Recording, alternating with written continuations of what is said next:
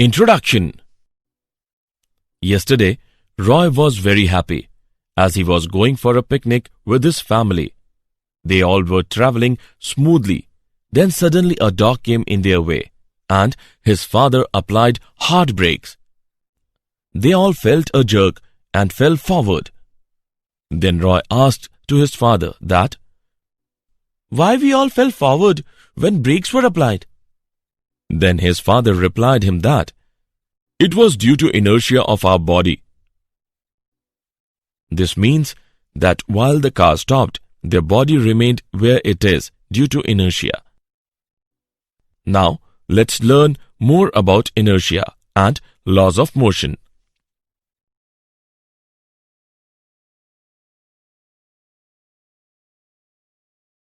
Objectives. At the end of this lesson, you will be able to understand Aristotle's fallacy, define law of inertia, define Newton's laws of motion, define impulse, know the law of conservation of momentum, calculate equilibrium of a particle, learn common forces in mechanics, define circular motion, solve problems in mechanics.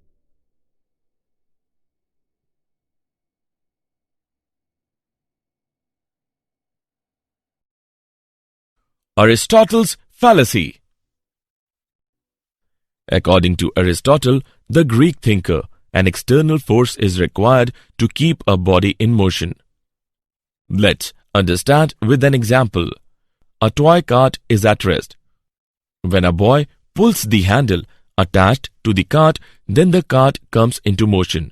And when boy releases the handle, then cart comes at rest. Now, according to Aristotle, cart came at rest because there is no external force applied on it. But actually, the cart comes at rest due to frictional force of the surface, which opposes the motion of cart.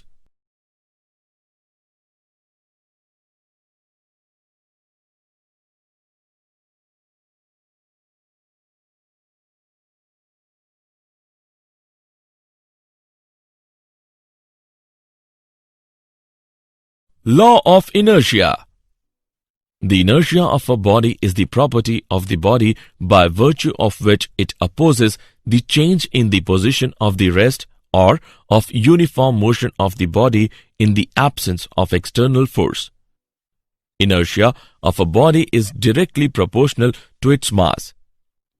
Any velocity once imparted to a body will be definitely maintained as long as there are no causes of acceleration or retardation, a condition which is approached only on horizontal planes where the forces of friction has been minimized.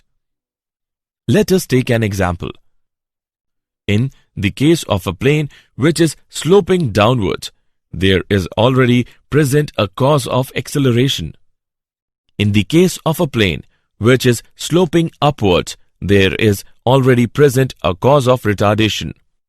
In the case of horizontal plane, there is a constant motion.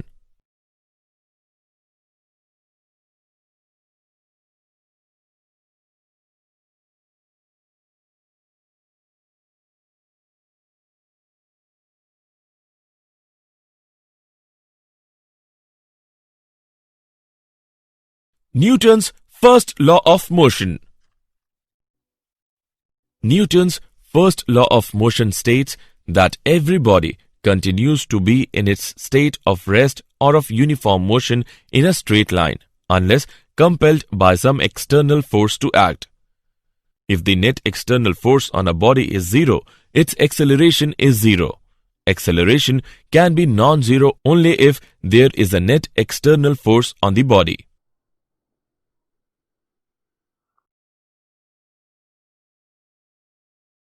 Newton's second law of motion. First of all, we will talk about the momentum. Momentum of a body is defined as the product of its mass and velocity. P is equal to m into v. It is a vector quantity. The direction of momentum is in the direction of velocity. Its SI unit is kilogram meter per second. Newton's second law of motion states that the net external force acting on a body is directly proportional to the rate of change of its momentum. Its equation is given as: consider a body M initially moving with a velocity of u meter per second. When a force of F Newton is applied on it, its velocity becomes v meter per second after a time of t second. Then, according to Newton's second law, F is equal to mv minus mu divided by t. F is equal to ma, where a is acceleration produced in the body. Hence, the net external force acting on a body is equal to the product of its mass and acceleration produced in it.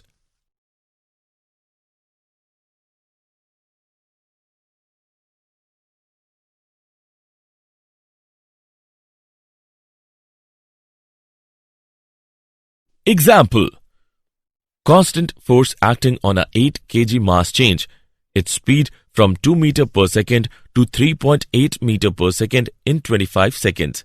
If the direction of motion of the body remains unchanged, calculate the magnitude and the direction of the force. Let's see the solution. Let's take an example of Newton's second law of motion. Given values are: m is equal to 8 kg, u is equal to 2 meter per second, v is equal to 3.8 meter per second, t is equal to 25 seconds, f is equal to ma is equal to m into v minus u divided by t is equal to 8 into 3.8 minus 2 upon 25. Force is equal to 0.58 Newton. Because the direction of motion does not change but magnitude of velocity increases, therefore force must act along the direction of motion.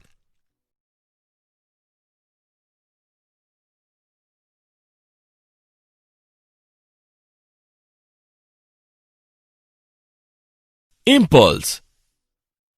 Impulse is defined as the effect of a force on a body which acts on it for a short interval of time.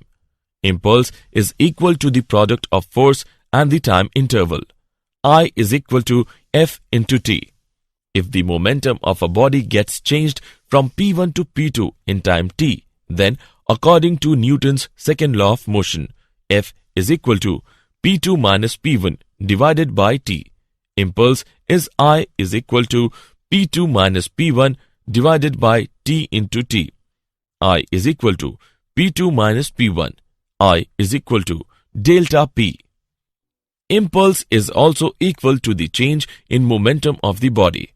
It is a vector quantity and its direction is same as that of change in momentum.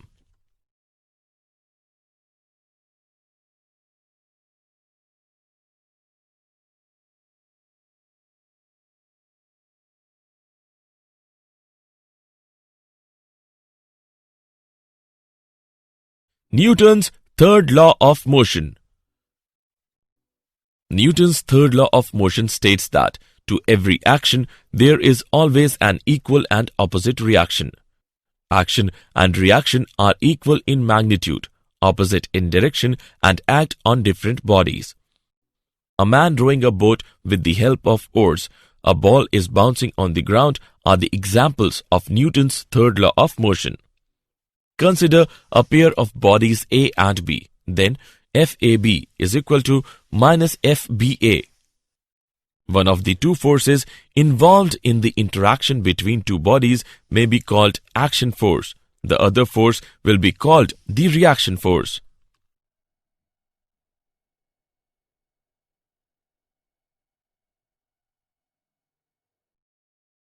Conservation of momentum. Isolated system. A system is said to be isolated if there is no exchange of mass and energy between the system and surroundings. Conservation of momentum states that in the absence of an external force, the total linear momentum of an isolated system remains same or conserved. Explanation using Newton's second law of motion. When there is no external force, F is equal to 0. Then dP by dt is equal to 0. P is equal to constant. mv is equal to constant. m1 v1 is equal to m2 v2. Explanation using Newton's third law of motion. Consider an isolated system which consists of two particles of masses m1 and m2. Then total mass of the system is m is equal to m1 plus m2. Let a force F be applied on the system, due to which F1 and F2 act on m1 and m2 respectively.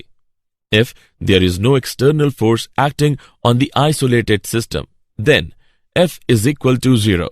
d by dt of P is equal to 0. P is equal to constant.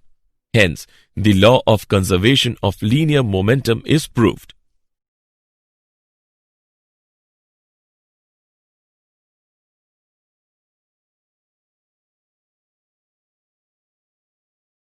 Equilibrium of a particle. When there is no change in the state of rest or of uniform motion of a body on which the forces act, the body is said to be in equilibrium. Concurrent forces are those forces whose lines of action intersect at a common point. The figure shows 4 concurrent forces F1, F2, F3 and F4 whose lines of action intersect at O. A body in equilibrium may be or may not be at rest. The condition necessary for equilibrium of a body under the action of concurrent forces is that the vector sum of all the forces acting shall be equal to 0. Lamy's theorem states that if 3 concurrent forces acting on a body keep it in equilibrium, then each force is proportional to the sine of the angle between the other 2 forces. Let F1, F2 and F3 be 3 concurrent forces in equilibrium. Then, according to Lamy's theorem, F1 upon sine alpha is equal to F2 upon sine beta is equal to F3 upon sine gamma.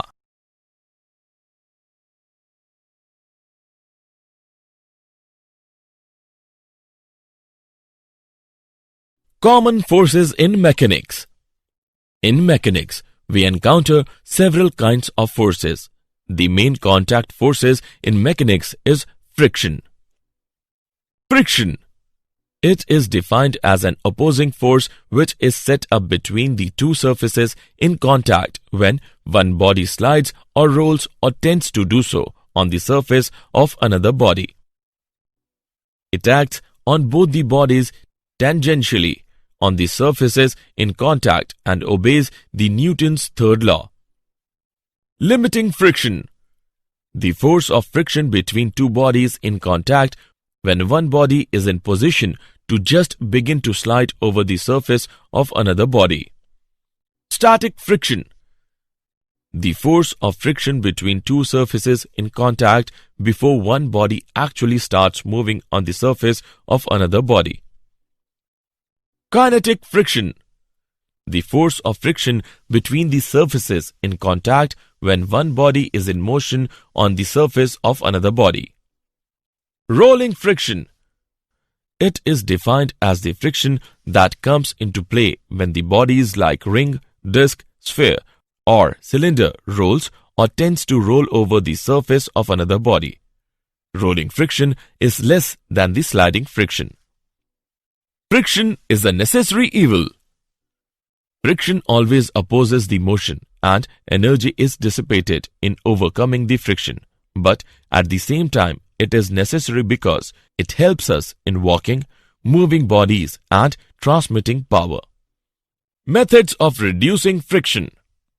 Friction can be reduced by reducing the value of coefficient of friction for the 2 surfaces in contact. This can be done in the following ways. Number 1. By polishing. Number 2. By lubricating using lubricants. Number 3. By converting sliding into rolling.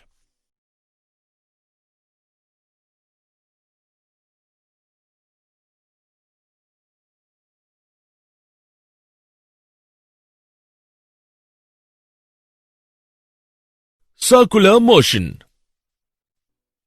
When a body moves on a circular path, then its motion is called circular motion. And if a body moves on a circular path with a constant speed, then its motion is called uniform circular motion.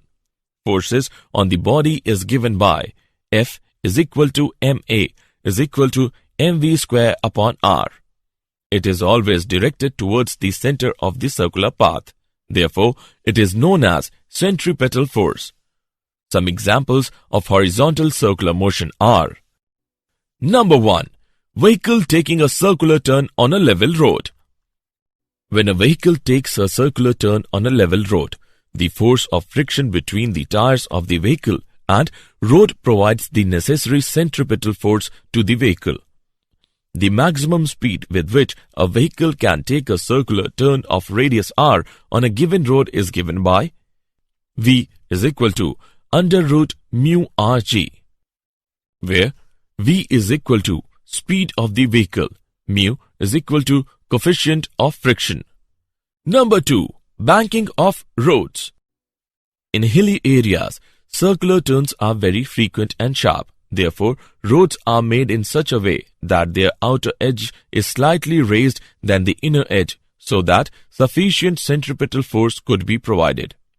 If the vehicle takes a circular turn of radius r on a banked road with speed v, tan theta is equal to v square upon rg, where theta is the angle of banking. Number 3. Bending of a cyclist. A cyclist always bends himself with the vertical while taking a circular turn on the road, so that he could provide himself a sufficient centripetal force.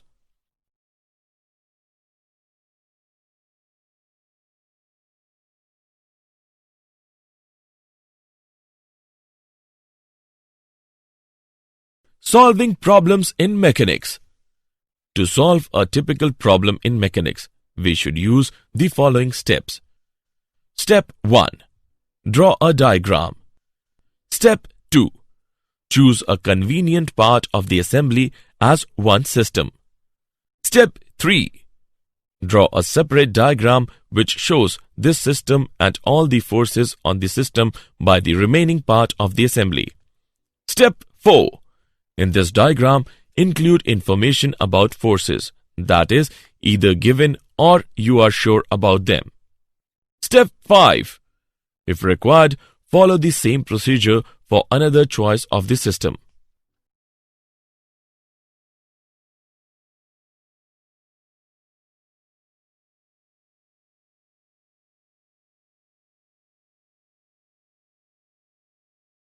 Did you know? Sir Isaac Newton was born in 1642, the same year that Galileo died. He was born in a poor farming family. He was sent to study at Cambridge University in 1661. In 1665, Newton observed the fall of an apple.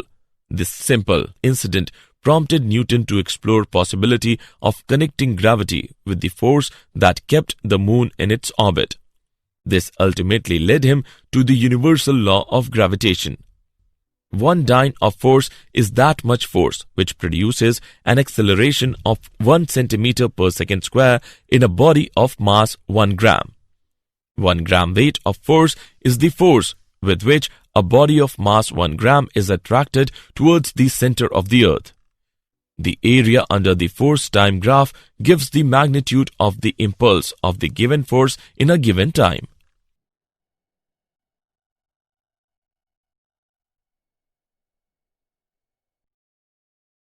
Summary. Let us summarize what we have learned. Gravitation is a natural phenomena by which physical bodies attract with a force proportional to their masses.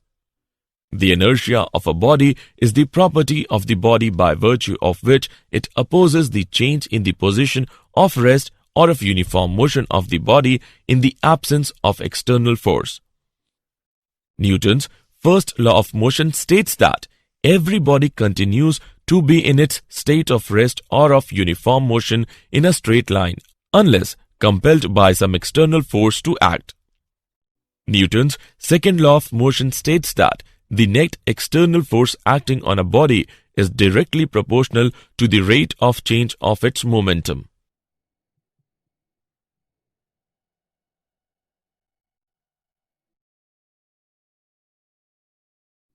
Impulse is defined as the effect of a force on a body which acts on it for a short interval of time. Newton's third law of motion states that to every action there is always an equal and opposite reaction. Conservation of momentum states that in the absence of an external force, the total linear momentum of an isolated system remains same or conserved. When there is no change in the state of rest or of uniform motion of a body on which the forces act, the body is said to be in equilibrium.